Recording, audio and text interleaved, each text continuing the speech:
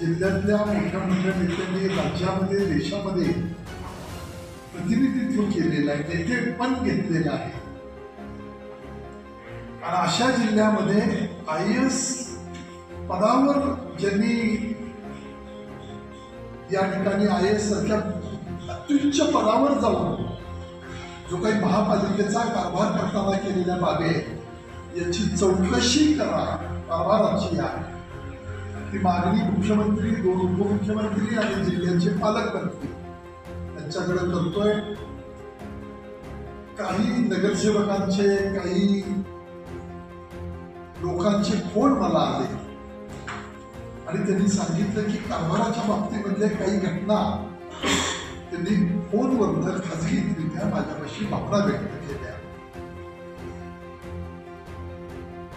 अगदी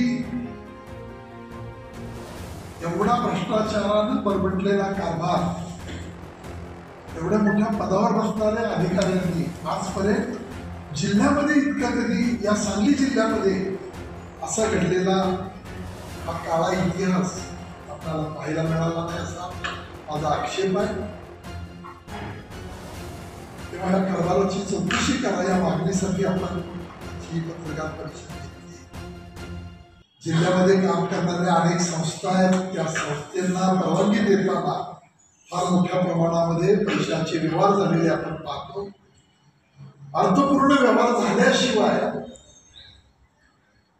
त्या file clear होत नव्हत्या आणि 10 लाखाच्या कामापासून ते मोठ्या कामाच्या पर्यंत अशी माहिती आपल्या या सगळ्या निमित्तानं पुढे येत आहे.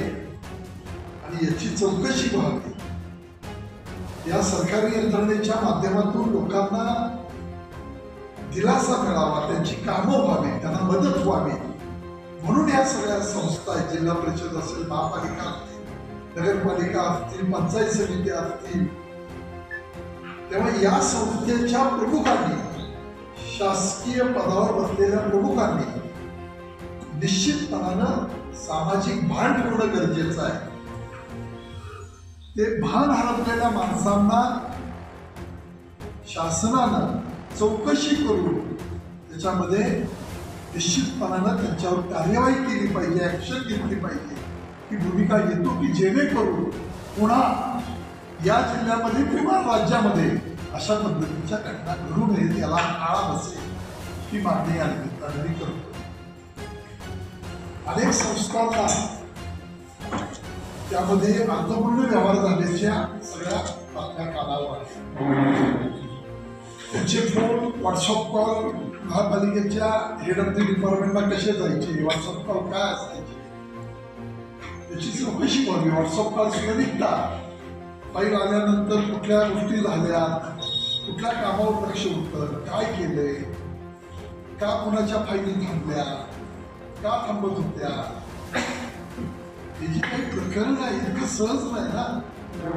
काही गोष्टी समाज स्वीकारून पुढे जातोय याचा अर्थ त्या समाजाला नागवणं किंवा त्याचं निर्णय जाणणं आणि मग अर्थपूर्ण व्यवहार करून पैसे मिळवणं हा उद्देश असेल तर या जिल्ह्यामध्ये कुठं होता कामा नये.